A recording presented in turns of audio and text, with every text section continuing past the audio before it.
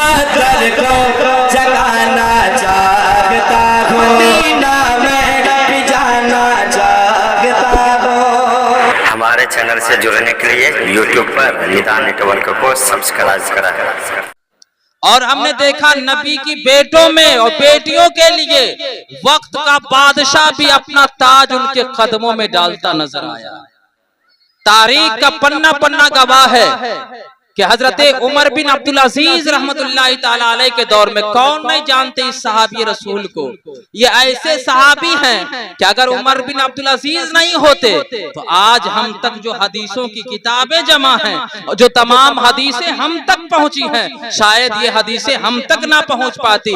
ये उमर बिन अब्दुल अजीज रहमतुल्लाहि ताला अलैह हैं जिन्होंने तदवीन हदीस का काम किया और हदीसों को जमा करके हम तक पहुंचाया। इतने बड़े सहाबी, वक्त के बादशाह हजरते उमर बिन अब्दुल अजीज रहमतुल्लाहि ताला अलैह वक्त के बादशाह हुए। जब बादशाह हुए तो इन्होंने इस्लाम को नई जिंदगी बख्शी। हाल ये था कि इस्लाम के चाहने वाले बिल्कुल फांकों में जिंदगी गुजारा करते, मौत के करीब थे, लेकिन जब ये इख्तिदार पे आए तो इन्होंने सबसे पहले अपनी बीवियों को हुक्म दिया। आपकी 4 बीवियां थी, अपनी बीवियों को हुक्म दिया कि अगर तुम चाहते हो कि मेरे निकाह में रहो तो तुम पहले अपने जेवरात बैतुल माल में जमा कर दो। कहिए सुभान अल्लाह। इख्तिदार चलाने वाले, कुर्सी पर बैठने वाला अगर उमर बिन अब्दुल अजीज के जैसा हो, कसम खुदा की कोई भी दुनिया में भूखा और प्यासा नहीं रहेगा। सबसे पहले बादशाह बने। आज हमारे और आपके दरमियान जो कुर्सी पे आता वो क्या करता है? सबसे पहले जो इलेक्शन में खर्चा हुआ पहले वो घर में रखेंगे, उसके बाद अपना जेब भरेंगे, घर का जेब भरेंगे, और ये कभी भरते ही नहीं है तो लोगों की खिदमत क्या करेंगे।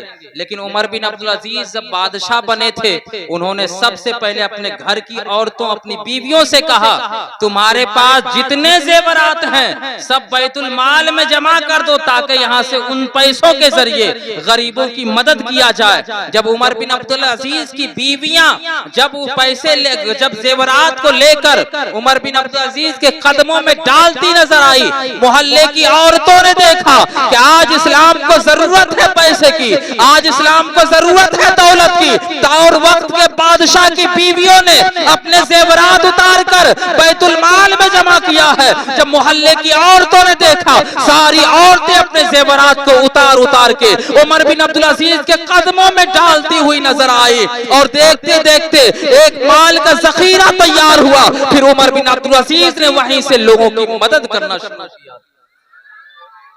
आप अंदाजा लगाए उस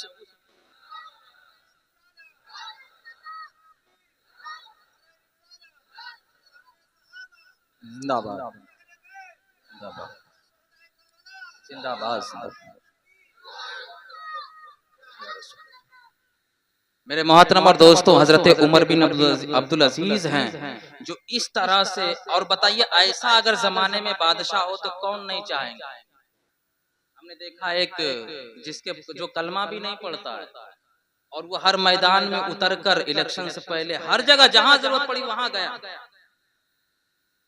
बाद में सेकुलर पार्टियों ने उन्हें अपने पार्टी में शामिल नहीं किया। वो कहा ना करो, हम अलग से लड़ेंगे, लोग हमें वोट देंगे। और जीता के नहीं जीता पप्पू यादव, क्योंकि हर मैदान में वो खिदमत करता, लोगों के पास जाता था, हर जगह मिलता था। हॉस्पिटल में जरूरत पड़े वहां गए। उमर बिन अब्दुल अजीज इसी तरह से खिदमत किया करते थे। अब मेरे मोहतरम दोस्तों, हर कोई उमर बिन अब्दुल अजीज को चाहने लगे, लेकिन मालूम है एक वक्त का वाकया है कि एक शख्स सैयदा तैयबा ताहिरा फातिमा रदियल्लाहु ताला अन्हा के घर से एक नौउम्र लड़का, एक नौउम्र बच्चा हजरत इमाम हसन के पोता जब हजरत उमर बिन अब्दुल अजीज की बारगाह में आए हैं, वक्त के बादशाह हैं, और उन्होंने फौरन कुर्सी से उतरकर उस छोटे से बच्चे को कुर्सी पे बैठा दिया और उसके बाद अपना ताज उतार कर उनके कदमों में रखा, उनके हाथ पैर दबाना शुरू किया। तमाम लोग देखकर हैरत में पड़ गए। आखिर वक्त का बादशाह अपने ताज एक बच्चे के कदम में डाल दिया है, उनके हाथ पैर दबा रहे हैं और साथ ही साथ कह रहे हैं जब कल मैदान महशर में आपके नाना और आपको बख्शिश का हुक्म मिले, आले रसूल आप मुझे बख्शवाना मत भूलिएगा। आप वहां से उठकर चले गए। आपके गुलामों ने क्या हुजूर क्या मामला है? आप बादशाह थे, वो छोटे से बच्चों के पास आप इस तरह से गिड़गिड़ा रहे थे, आप उनके पांव दबा रहे थे, आप अपना ताज उनके कदमों में डाल दिया। हजरत उमर बिन अब्दुल अजीज कहते हैं मैंने नबी पाक से सुना कि प्यारे आका ने फरमाया कि जो शख्स जो फातिमा की खुशी से मेरी खुशी हासिल होती है तो मैंने उस बच्चे के साथ जो कुछ भी किया ये मेरा ईमान कहता है अगर आज फातिमा होती तो उनके हमारे कारनामे से वो खुश होती, और जब वो खुश होती तो मेरा आका खुश होता। इसलिए मैंने उनकी खिदमत की है और इनकी खिदमत में ही भलाई है और दुनिया और आखिरत में हमें कामयाबी मिलेगी।